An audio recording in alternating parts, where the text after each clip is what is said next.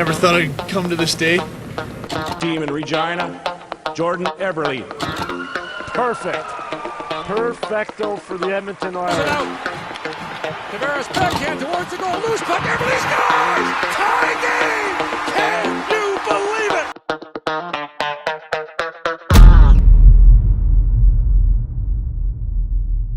After a team has run its course, they've made a playoff run, but it is clear that this roster is not built for a championship. The inevitable happens. Step 1. Trade away a cold star for assets to build towards the future. Step 2. Lose a lot of games and draft high. Step 3. Get on your hands and knees and pray to the hockey gods that your draft picks develop. Step 4. Trust the process. Trust that management is making coherent decisions, whether it's drafting, trades, free agency signings. Now combine this with internal growth from all those high-end draft picks and other prospects, and eventually you should have a good team. Pretty straightforward. And on paper, this is what many fans want. I hate to break it to you, even burning down a team and being blessed with the draft lottery can fail horribly. Here's a list of the last 15 first overall picks. And out of these 15 players, just two players have won a Stanley Cup. This right here emphasizes that no matter how lucky your team is, or has been, when it comes to winning a draft lottery, if you aren't able to find those supplementary pieces, let alone draft the right player, your team is going nowhere. That makes sense, right? Hockey is a team sport. No single player can turn around a team into contention. So what happens when you have 4 first overall picks in a 6-year span, which not only is absurd from face value, but this draft lottery luck would set an NHL record, which is why the league has new rules where a team can only win 2 draft lotteries in a 5-year span. Congratulations, Oilers management. You were so good at being bad that you single-handedly forced the NHL to create a brand new rule. Not to mention that one of those first overall picks was Connor McDavid, a man who is arguably the greatest player to ever grace the game of hockey, as he's put up stats reminiscent to Mario Lemieux and Wayne Gretzky, in an era where defensive strategies have never been so structured. And we haven't even talked about a German man from Cologne, Leon Draisaitl, who's drafted 3rd overall and is, pretty good at hockey. So how in the hell did the Oilers' unprecedented draft lottery luck not translate into a Stanley Cup championship? Because for years, the talk of the town was, in 3 years, this team is going to win. In 5 years, this team is going to win. Just kept happening. Draft after draft. Strong starts, only to fall completely flat when it mattered. So when the Oilers landed Connor McDavid, a player who was hyped up as the next great one, all those years of frustration would start to turn back into hope. So, when you consider that Edmonton had enough draft capital to build multiple teams into contention, what were the results?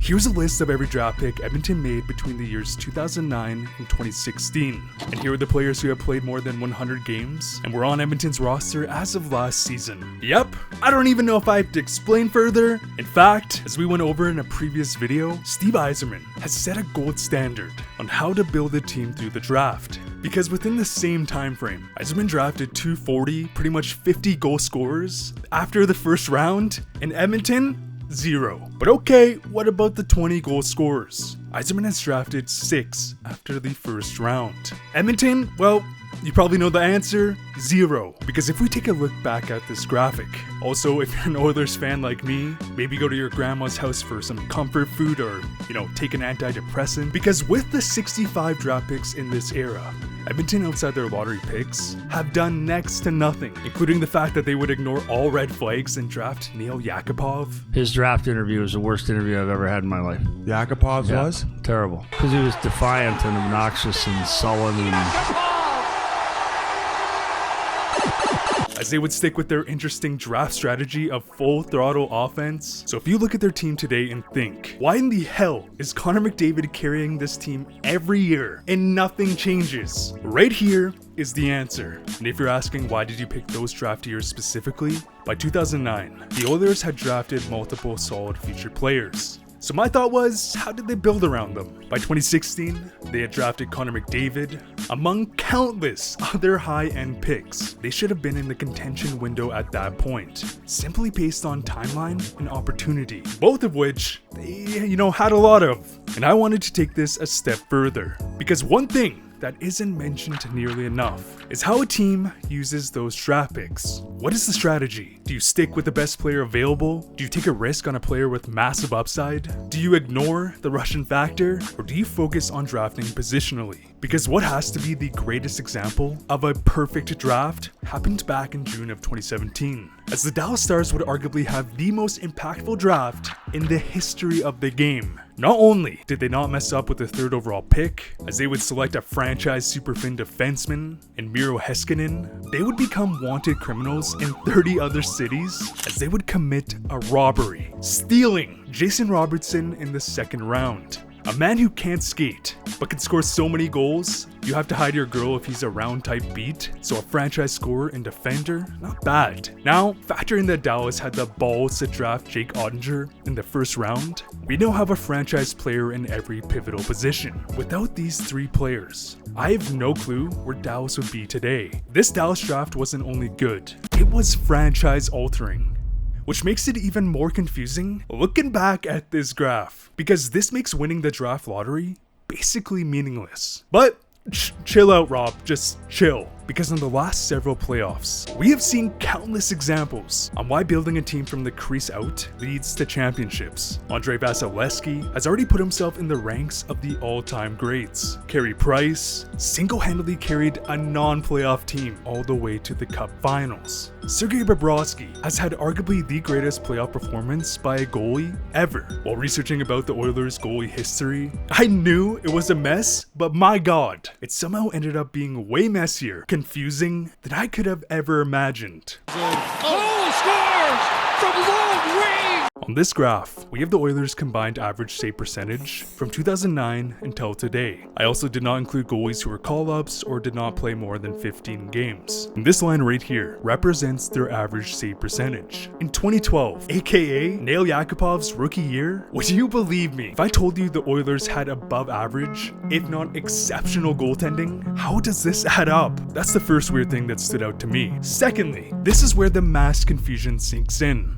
If we look at goaltending before and after the Oilers drafted McDavid, the Edmonton Oilers, on average, had better goaltending before they got McDavid. I'm getting straight up brain rot from Oilers goaltending stats, like what's going on? And to give you some more perspective, an NHL goalie has give or take a 910 save percentage. So again, if that's the average, anything above 910 is above average, and anything above 920 is heading into the elite conversation. And here's the average goaltending stats for a championship team from 2015 until 2021. Yep, that's right, a 927 save percentage, ladies and gentlemen. And if this wasn't confusing enough, if we look back at the Oilers draft list from 2009 until 2016, the Edmonton Oilers drafted 6 goalies, with an average draft position of 127. Remember how I said it can take a big pair of balls to draft a goalie in the 1st round? Even with all their countless draft capital, somehow, at no point down the line, did Edmonton go, maybe we focus on a franchise goalie for just 1 top pick? Okay, no, what about a 2nd round pick? Okay, no, still, okay. Let's continue to throw flyers on 5th to 7th round picks. Not to their fault, of course, but they will never play a game in the NHL. Because here's the thing, Edmonton would make a great decision by drafting Stuart Skinner, a guy you can build around. But as we saw this year, it was too late. Stuart can absolutely be that guy. I think so. But at this point in his developmental track, he was basically thrown to the wolves. If Edmonton takes a chance on a goalie in just say 2014, a draft where the top ranked goalies were Thatcher Demko, Igor Shesterkin, and Ilya Sorokin, Edmonton today would be a powerhouse. And yes, hindsight is 2020, but when you have countless opportunities to build to the draft and fail, something needs to change. But again, Rob, chill out. Let's be positive. Edmonton could have their goalie of the future. It's just a matter of time until we find out. Goaltending is just one variable.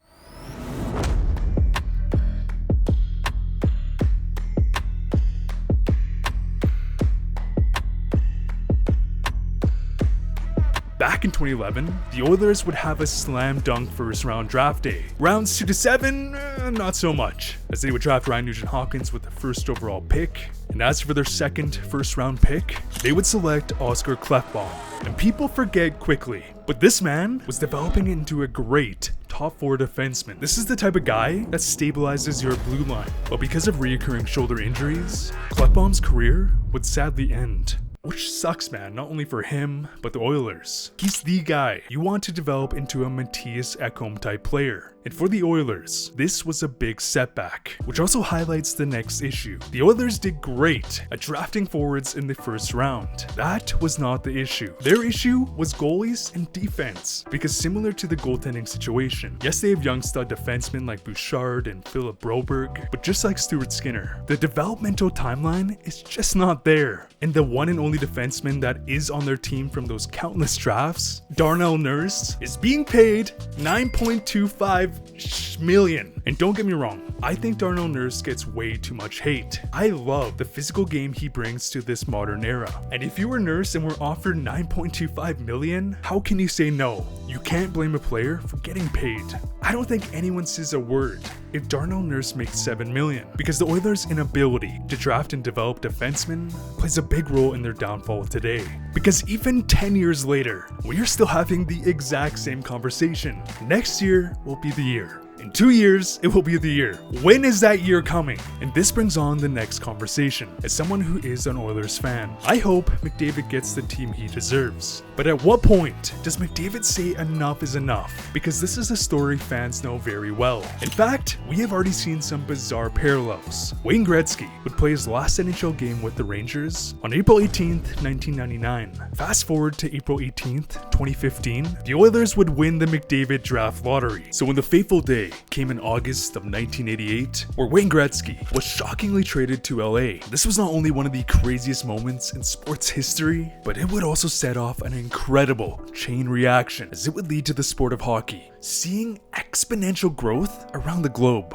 Auston Matthews would probably have never picked up a hockey stick. And if Edmonton ever did trade McDavid, they would receive what I could only imagine, the biggest trade package in NHL history. And don't get me wrong, guys, this may seem like a really stupid talking point, but it is something to consider. If I were the Oilers, I would never do it. There is only one Connor McDavid, so I hope they do whatever it takes. Maybe they hire Chaika, toss in some of that illegal fitness testing. But at this point, keep Connor McDavid happy. Now, on the bright side, Edmonton this season had 4 point-per-game players and 3 100-point players, including a godlike performance from Connor McDavid. They have that elite star power, Leon Draisaitl, Connor McDavid, to win a championship. They also have several key pieces in Bouchard, Broberg, Stuart Skinner that still have a lot of time to grow and develop. And if they do, this would really round out the roster. So even though things may feel bleak, if you have a Connor McDavid on your team,